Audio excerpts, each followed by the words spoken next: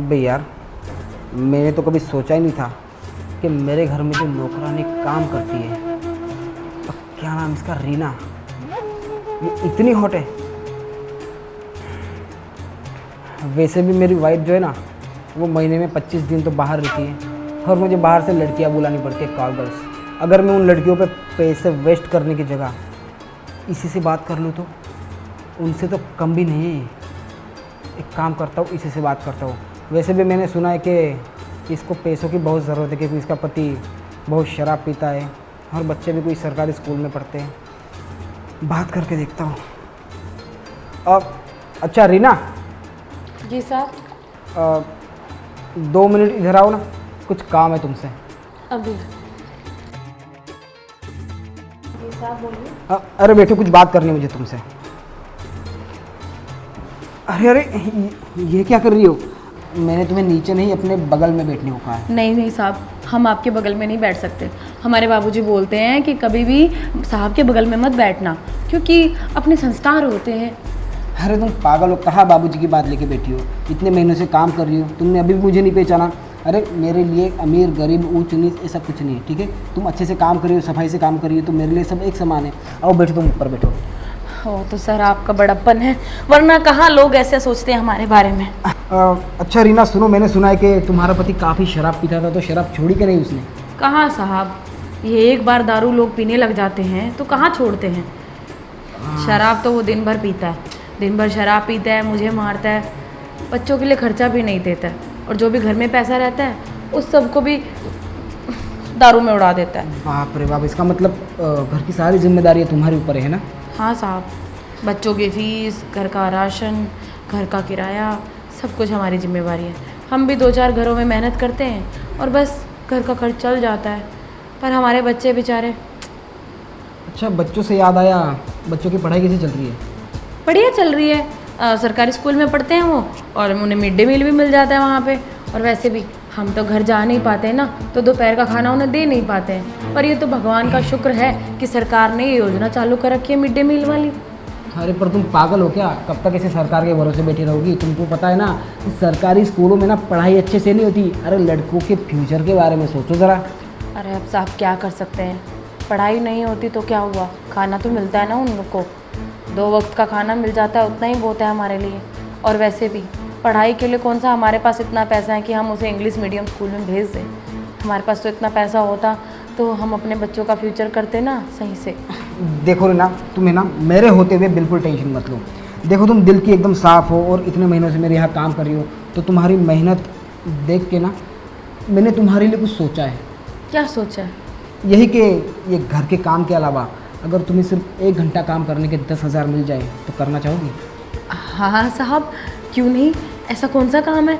कहीं खाना वाना तो कुछ, ये कंप्यूटर वम्प्यूटर वाला काम तो वो नहीं दे दोगे आप मुझे? मुझे पता है ना तुम ये सब नहीं कर सकती, तो ऐसे काम थोड़ी ना बोलूँगा मैं तुम्हें। और झाड़ू बर्तन पोछा तो तुम रोज़ ही करती हो, है ना? इसके अलावा दूसरा एक काम है, तुम आसानी से कर सकती हो वो काम। ऐसा कौन सा काम है साहब? बहुत एक्साइटेड हो रही हो? हाँ। तो एक काम करो, ये खुशखबरी ना मैं तुम्हें सुनाऊंगा, इससे पहले तुम ना 1 कप चाय बना दो मेरे लिए। अरे साहब, ये भी कोई कहने वाली बात है, हम अभी आपके लिए चाय बना के लाते हैं। ठीक है। मुझे लगता है ना पैसों के लिए ये मेरी बात आसानी से मान जाएगी। वैसे भी इसको पैसों की बहुत ज़रूरत है, बहुत लाचार है बेचारी। तो ऐसी लाचारी का फ़ायदा क्यों ना उठाया जाए। एक काम करता हूँ, सब्र तो मुझे भी नहीं हो रहा है, डायरेक्टली जाके किचन में ही ऑफ़र देके आता हूँ इसको।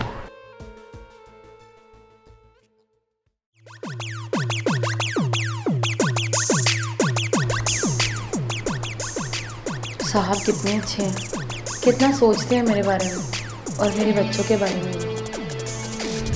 कोई भला इंसान ही सोच सकता है इतना, वरना आजकल के इंसान तो ये भी नहीं देखते कि टाइम पे सैलरी ही दे दें।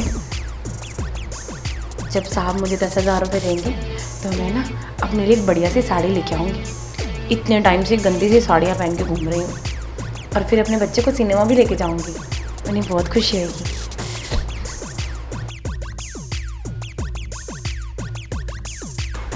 रीना, जी साहब बोलिए। आप बैठिए, मैं आपके लिए चाय बना कर लाती हूँ। अरे नहीं, चाय तो मैं रोज़ ही पीता हूँ।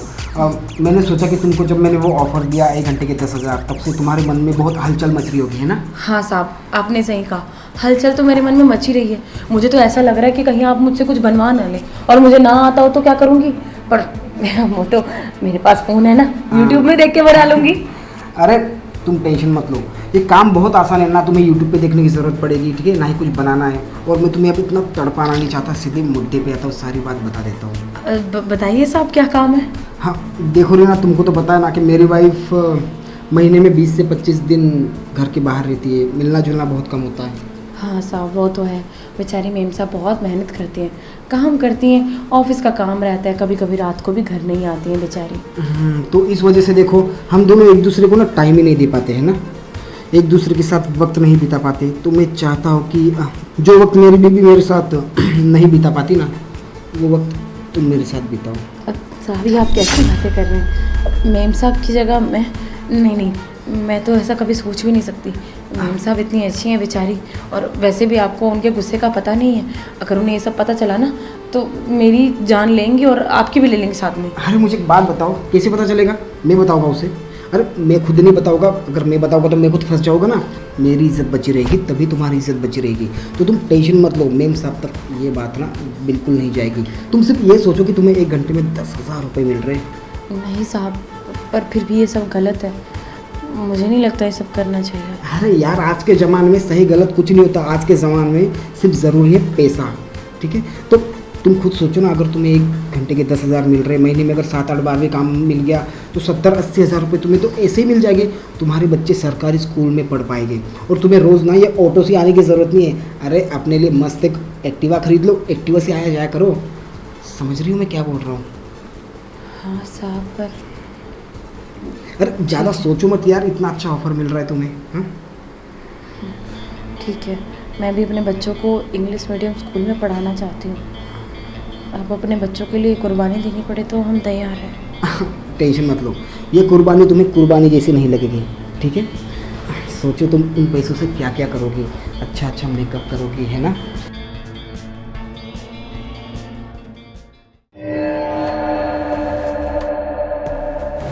क्या बात है रीना, मुझे तो लगा नहीं था कि तुम बेड पे इतनी अच्छी हो सकती हो। अरे तुम्हारे आगे ना ये आज की जनरेशन की मॉडर्न लड़कियां भी फेल है। हमने तो कहा ही था साहब आपसे कि हम जिस भी काम में हाथ डालते हैं वो काम बहुत अच्छा करते हैं। हाँ चलो, काफ़ी मज़ा आ गया। अब मैं तो सोच रहा हूँ ना, तुम्हारी जो मालकिन है ना, अब 20 दिन क्या 20 महीने भी घर पे ना आए ना, तो मुझे कोई दिक्कत नहीं है, क्योंकि अब तुम जो आ गई हो, है ना? चलो, ये तो अच्छा है आपके लिए। पर साहब, जो आपने पैसे की बात की थी। अरे हाँ, टेंशन मत लो, तुमने अपना काम इतने अच्छी तरीके से किया तो मैं कैसे भूल सकता हूँ। हाँ, ये देखो तुम्हारे पैसे मैंने निकाल के रखे हैं। अरे पूरे 10,000 रुपये,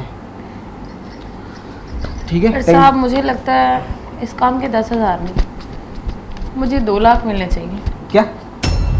अरे तुम कम सुनती हो क्या? हमारी बात 10,000 रुपये में हुई थी, 2 लाख रुपए में नहीं, ठीक है? पर साहब, मेरे लिए पैसे किसी काम के नहीं, मुझे तो 2 लाख रुपए चाहिए। देखो, अगर आप मुझे 2 लाख रुपए नहीं दोगे ना, तो मैं मेम साहब को बता दूंगी कि आपने ये 10,000 रुपये मुझे किस बात के लिए दिए। क्या बकवास कर रही हो ये?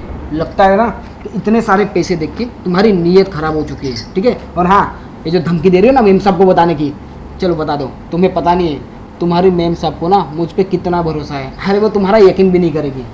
तुम्हारी मेम साहब ना मुझ पे बहुत भरोसा करती है, तुम पे बिल्कुल यकीन नहीं करेगी। और शायद आपको ये पता नहीं है कि आपसे ज़्यादा समझदार ना मैं हूँ। हाँ। आप ये वीडियो देखिए जरा एक बार, कैसे लग रहे हैं हम दोनों। आहा, इस वीडियो में कितनी रीना, अच्छे से ये- आप मुझे प्यार कर रहे हैं ना। ये तुमने कब किया? इसको डिलीट मारो। अरे ऐसे कैसे?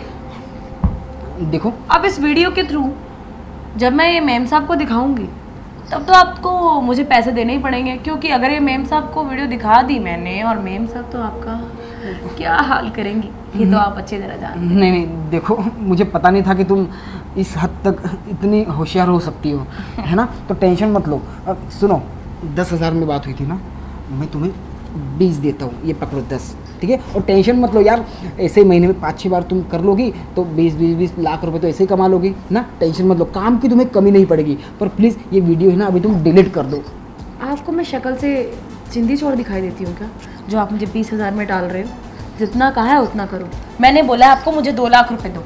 अगर आपने 2 लाख रुपए नहीं दिए ना तो मैं ये सारी वीडियो जाके मेम साहब को दिखा दूँगी। नहीं और ये भी बता दूंगी कि आपने मेरे साथ क्या किया है। और शायद मेम साहब को तो दिखाने के बाद मैं पूरे समाज में इसको वायरल कर दूंगी, तो आपकी इज्जत की कितनी धज्जियाँ उड़ेंगी।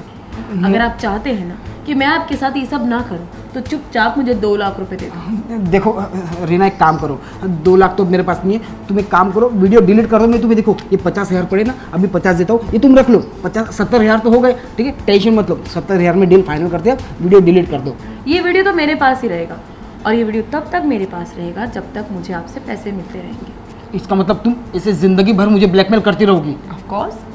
अब आप इतने समझदार हैं, आपको समझ आ ही चुका है, तो 2 दिन में 2 लाख का इंतजाम करो और मेरे को जाने दो। हाँ, और हाँ, आज के बाद मैं अपनी मर्जी से काम पे आऊँगी और अपनी मर्जी से चली जाऊँगी, ठीक है। और अगर मेरे काम में गलती निकालने की कोशिश की ना तो तुम अंजाम जानते हो। फिलहाल मुझे जाने दो। रीना मेरी बात सुनो, अरे मेरी बीवी का नाम लेकर फ़ायदा उठाकर तुम मेरा फ़ायदा उठा रही हो। भाई यार, ये मैंने क्या कर दिया?